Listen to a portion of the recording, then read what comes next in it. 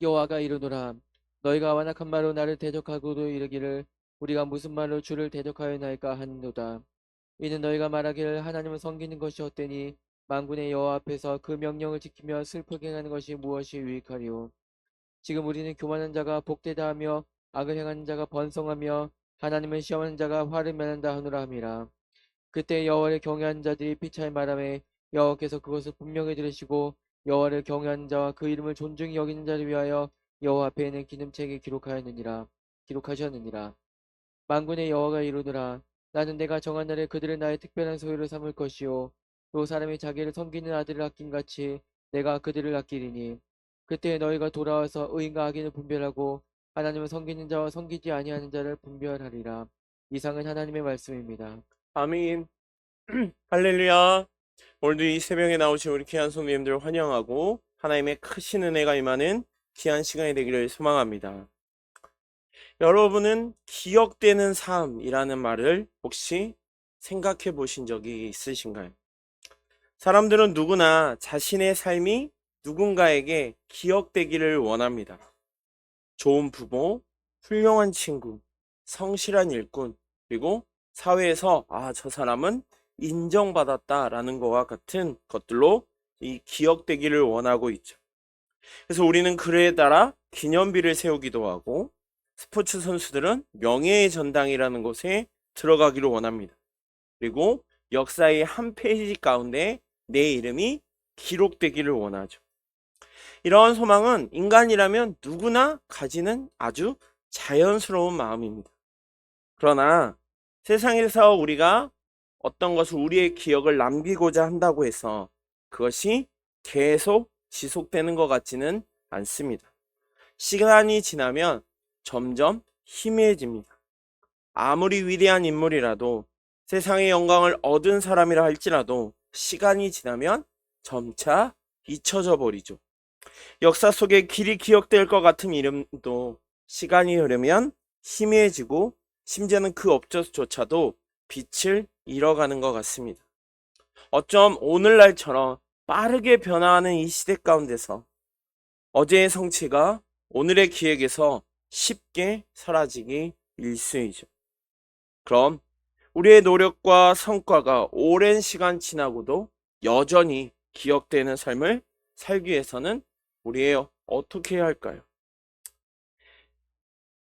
우리 인간은 당연히 많은 사람들에게 오랫동안 기억되는 것을 매우 자연스럽게 생각합니다.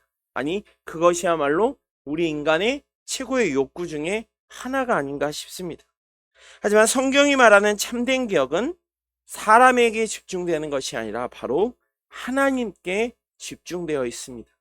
바로 하나님께 기억이 되어야 한다는 것이죠. 하나님의 기억 속에 남는 삶이야말로 진정으로 의미 있고 영원한 가치가 있는 삶이라는 것입니다. 하나님께서 우리의 모든 삶을 기억하시고 특별히 하나님을 경외하고 그분의 뜻에 따라 살아가는 자들을 귀하게 여기시며 그를 기억하신다고 말씀하십니다. 우리가 오늘 본문 말라기 3장의 말씀은 크게 두 분류의 사람이 나옵니다. 한쪽은 하나님께 불평을 늘어놓는 사람, 또 한쪽은 하나님을 매우 경외하는 자들입니다.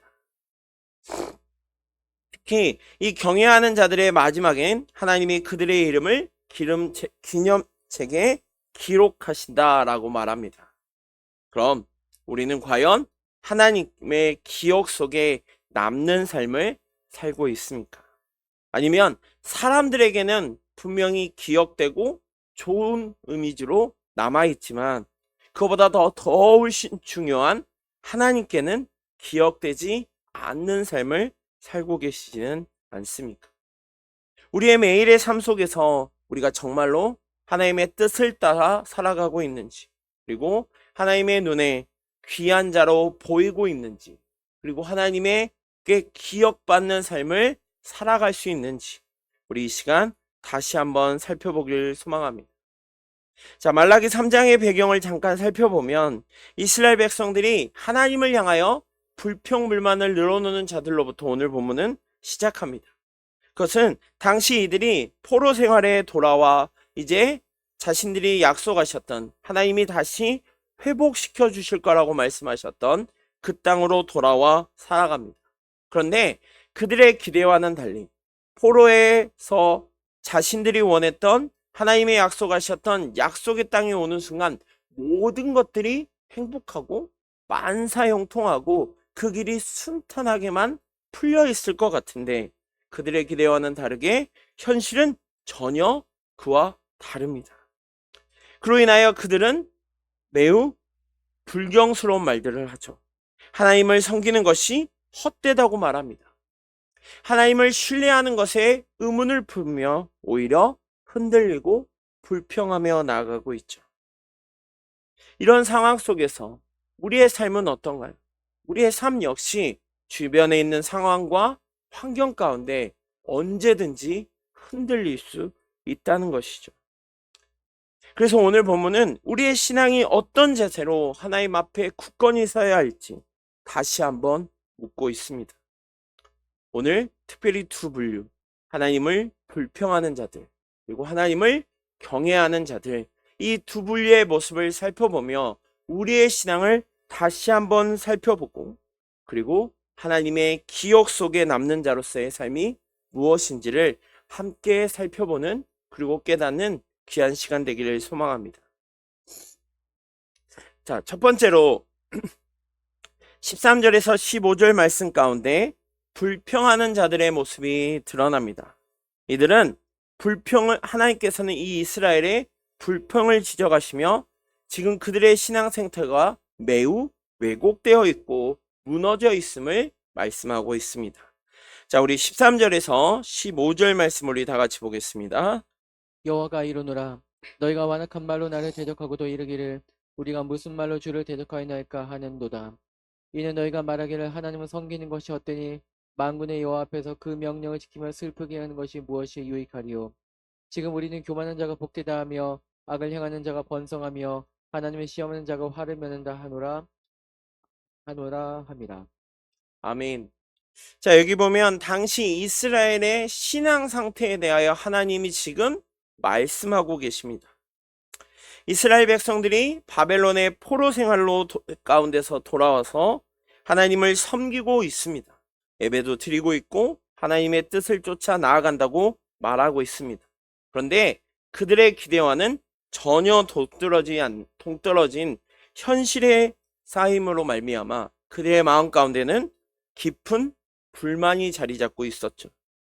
이들의 생각에는 하나님을 신실히 섬기고 하나님의 뜻을 쫓아 나아가면 자신들이 원하는 축복을 누릴 수 있을 거라고 생각했는데, 그럼에도 불구하고 당장 가운데, 지금에 있는 현실 가운데서는 그것이 전혀 이루어지지 않는 것을 볼 때마다 오히려 하나님께 불평을 늘어놓고 있죠. 그리고 그들을 향하여 하나님이 핵심적인 질문을 던지고 계십니다. 자, 14절 말씀에 보면 너희가 하나님을 섬기는 것이 헛되다라고 말하고 있습니다. 자, 지금 이스라엘 백성들의 마음에 품고 있는 마음의 상태가 분명히 드러나는 말이죠. 지금 그들은 하나님을 의심하고 있습니다. 그리고 불신하고 있죠. 왜냐하면 그들의 생각에는 하나님을 섬기는 것이 아무런 이득이 없다고 느끼고 있는 것이죠. 자, 분명 하나님은 포로를 통하여 돌아온 그들을 향하여 귀한 약속의 말씀을 주셨습니다. 그런데 지금의 현실은 여전히 힘들고 약속에 된 그 축복은 눈에 보이지 않습니다. 그로 인하여 오히려 하나님의 놀라운 능력에 대하여 의심하며 불신하며 생각하며 나아갔던 것이죠. 어쩜 이들의 신앙은 마치 하나님과의 일종의 거래나 그리고 계약처럼 생각했던 것 같습니다. 왜냐하면 내가 하나님을 섬겼으니, 내가 하나님께 나의 모든 것들을 드린다고 말했으니 당연히 하나님은 그 대가로 나에게 내가 원하는 축복을 해 주셔야 한다는 생각이 똘똘 뭉쳐 있었던 것이죠. 그러나 하나님이 원하시는, 하나님이 바라시는 모습은 결코 이것이 아니었죠. 그들이 보기에는 하나님께서 그들에게 아무런 대가를 지불하지 않음으로 말미암아 지금 내가 섬기고 있는 하나님은 매우 헛된 것으로 여겨졌던 것이죠. 심지어는 이런 불평이 15절에 이어집니다. 악을 행한 자가 번성하며 하나님을 시험하는 자가 화를 면한다 라고 말합니다. 자, 노란색을 보면 악을 행하는 자는 당연히 뭐가 돼야 될까요? 망하고, 하나님을 시험하는 자는 화가 강하게 임해야 된다고 이들의 마음에는 생각이 들었죠. 근데 지금 이들은 그와 반대되는 말을 하고 있습니다. 세상의 형통과 축복을 기준으로 하나님의 공의를, 하나님의 능력을 판단하고 있는 표현인 것이죠. 의인은 교난을 겪고 반대로 악한 자들은 번영을 이루는 것처럼 보이는 상황 속에서 그들은 하나님을 섬기는 것이 아무런 의미가 없다고 여기고 있는 것입니다. 자, 여기서 중요한 것은 바로 그들이 하나님의 뜻과 목적을 하나님의 기준이 아닌 자신의 생각, 다시 말해 인간의 기준으로 지금 측정하고 있다는 것이죠. 세상의 성공과 물질적인 편향이 곧 지금 자신들이 말하는 축복의 핵심이라고만 생각했기 때문입니다. 자, 지금 불평을 늘어놓는 사람들 13절에서 15절 가운데 나타나는 그들의 모습은 철저히 신앙의 목적이 왜곡되었음을 강하게 보여주고 있습니다. 그들이 하나님을 섬기는 이유, 그것은 무엇인가요? 하나님께서 그들을 선택하여 주셨고 그들에게 복의 복을 더하여 주시며 하나님의 자녀가 되는 놀라운 은혜를 주셨기 때문에 그들이 하나님을 섬길 수 있는 것이죠. 그런데 어느 순간 자신도 모르게 내가 하나님을 섬겨드렸기에 하나님이 당연히 나에게 복을 주셔야 한다는 생각으로 죽도가 완전히 자신에게, 이스라엘 백성들에게 지금 와 있던 것이죠. 물질적인 축복이나 눈에 보이는 성취에 더 그들은 목적이 가고 있고, 그로 인하여 지금 이스라엘 백성들에게는 불평과 불만이 쏟아지고 있는 것이죠. 불평하는 자들의 가장 큰 특징 중에 하나가 바로 이것인 것 같습니다. 하나님의 목적은 전혀 이해하지 못한 채 자신의 기준으로 하나님을 끌어내려 하나님의 선하심을 평가하는 것이죠.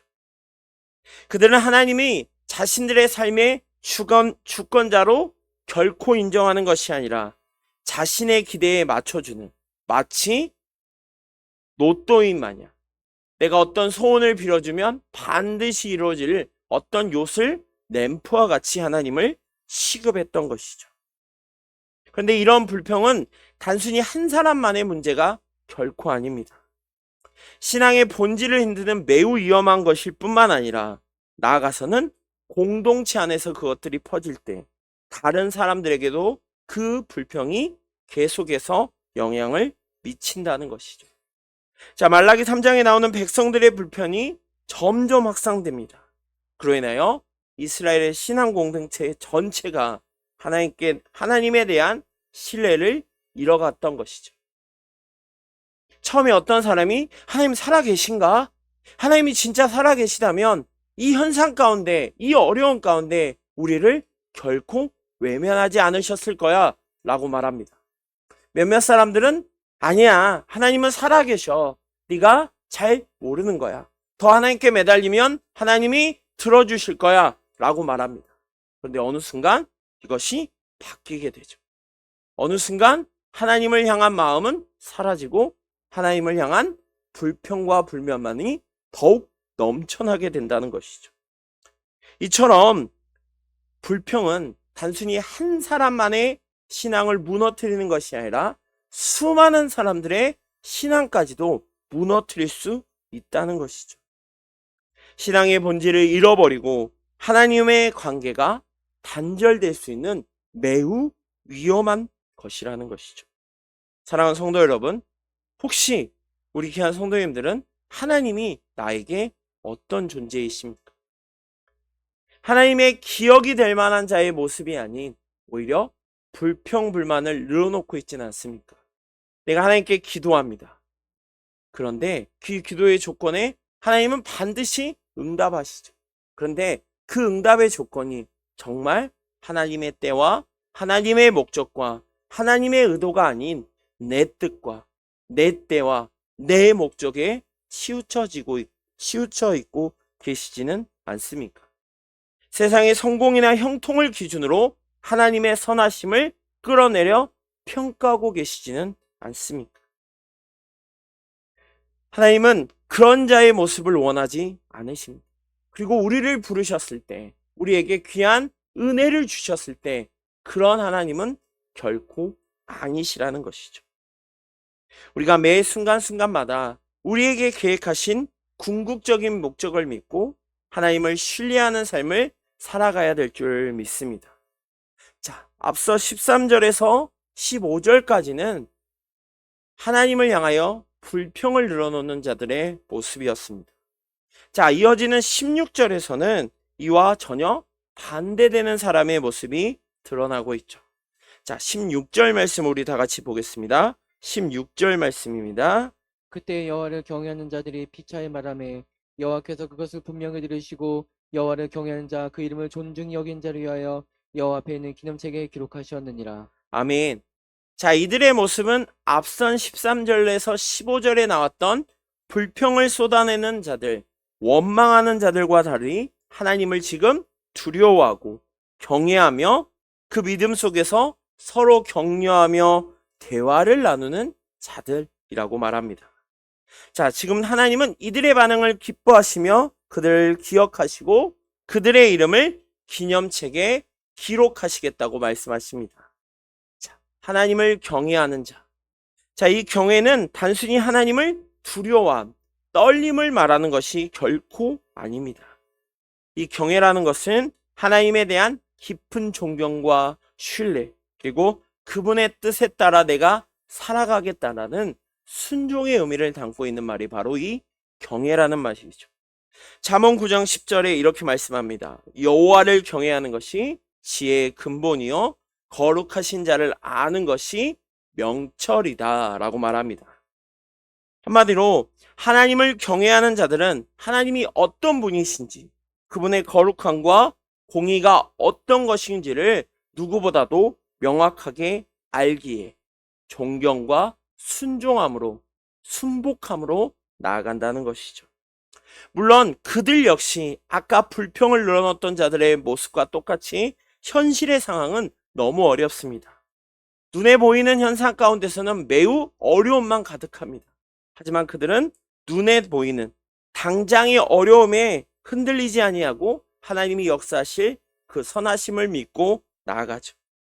분명 하나님의 때에 하나님의 계획이 자신의 원하는 대로 이루어지지 않는다 할더라도 분명 하나님은 귀한 목적과 선함으로 확신을 가지고 나아가기 때문에 그들은 고백하며 나아갔던 것이죠.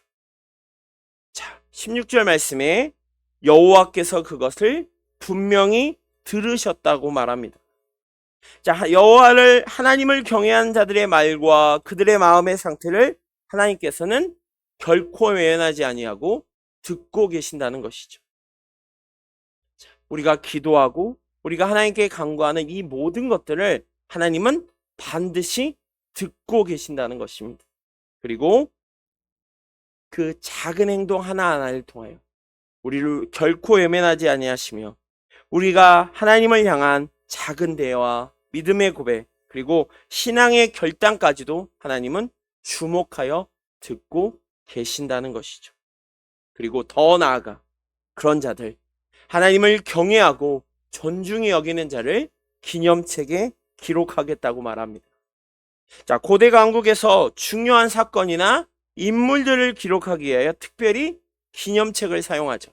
자, 우리나라에도 조선왕조실록, 고려왕조실록 같은 데 보면 이름이 기록되어 있는 사람들이 있죠. 그 사람들은 매우 귀한 사람, 특별한 사람들에게 이름을 기록하잖아요. 마찬가지로 하나님이 단순히 기념책에 이름을 적으신다는 것은 그 이름을 영원히 기억하시고 그들을 보호하신다는 의미를 강하게 담고 있습니다.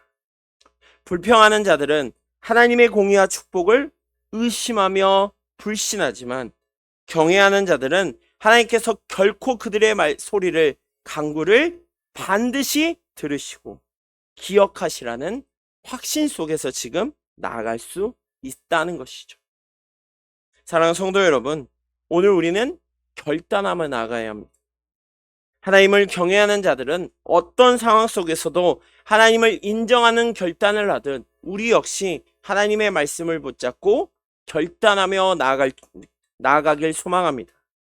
우리의 삶이, 우리의 신앙이 결코 흔들리지 아니하고 그분을 경외하는 삶을 사는 것, 그것이야말로 하나님의 기억되는 삶을 살아가는 자들의 모습일 줄 믿습니다. 그럴 때 하나님은 우리를 특별히 구별하신다고 말씀하십니다. 자, 이어지는 17절과 18절에서 하나님께서는 하나님을 경외하는 자들을 특별히 구별하시겠다고 말합니다. 자, 이 구별은 단순히 어떤 신체적인 분리나 구분이 아니라 하나님께서 그들을 매우 보물처럼 여기고 명확하게 의인과 악인을 구별하겠다고 선언하는 것이죠. 17절에 나는 내가 정한 날에 그들을 나의 특별한 소유로 삼아준다 라고 말씀하십니다. 우리 귀한 성도님들 한 분 한 분을 특별한 소유물로 삼아주신다는 것이죠. 이것은 매우 귀중한 보물이라는 뜻입니다. 당시 문화나 당시 고대 문화에서 왕이나 권력자들이 많은 것들을 가지고 있지만 유독 더 애착을 가진 매우 존귀하게 여기는 것, 그것이 바로 지금 말하는 특별한 소유물이라는 것이죠. 하나님의 백성들, 하나님을 경외하는 자들을 하나님은 이처럼 매우 특별한 존재로 세굴라의 그것처럼 하나님께서 귀하게 여겨 주신다는 것이죠. 그리고 그 관계를 우리는 매 순간순간마다 느낄 때마다 우리에게 큰 위로와 격려가 되어 준다는 것입니다. 그리고 18절에 하나님께서 의인과 악인을 구별하시겠다고 말합니다. 자, 우리는 매우 특별한 존재로 하나님께서 우리를 선택하여 주시고 의인과 악인을 구별하죠. 자, 의인과 악인 막상 얘기하려고 하면 쉽지 않죠. 어떤 게 의인인지 어떤 게 악인인지. 근데 18절 뒤에 나오는 말씀 가운데 의인과 악인에 대하여 확실히 말합니다. 하나님을 섬기는 자 그리고 섬기지 아니하는 자 분별한다는 것이죠. 하나님을 섬기는 자는 의인으로서 하나님이 약속하시는 하나님과 가는 저 천국의 소망이 있지만 하나님을 섬기지 아니하는 악인들의 마지막은 고통으로 구별될 수밖에 없다는 것이죠. 사랑하는 성도 여러분, 우리 귀한 성도님들을 하나님은 특별한 소유물로 기념책에 기록되는 자로 구별하여 주신 줄 믿습니다. 그 하나님, 특별히 우리를 특별히 보호하시고 우리의 죄를 용서하여 주시고 하나님의 자녀 삼아 주셨던 그 하나님을 더욱더 신뢰하며 그분을 경외하는 자의 모습으로 나아가길 소망합니다.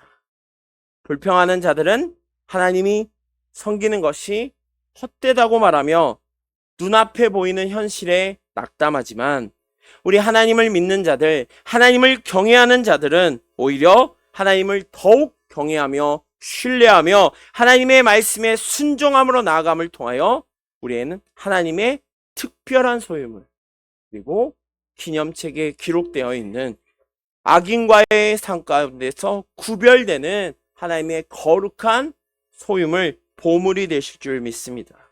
그 하나님, 하나님께 기억되는 삶, 세상이 기억되는 삶에서 머무는 것이 아니라 하나님께 기억되는 삶을 살아가시는 우리 귀한 성도님 되시기를 간절히 소망합니다. 기도하겠습니다.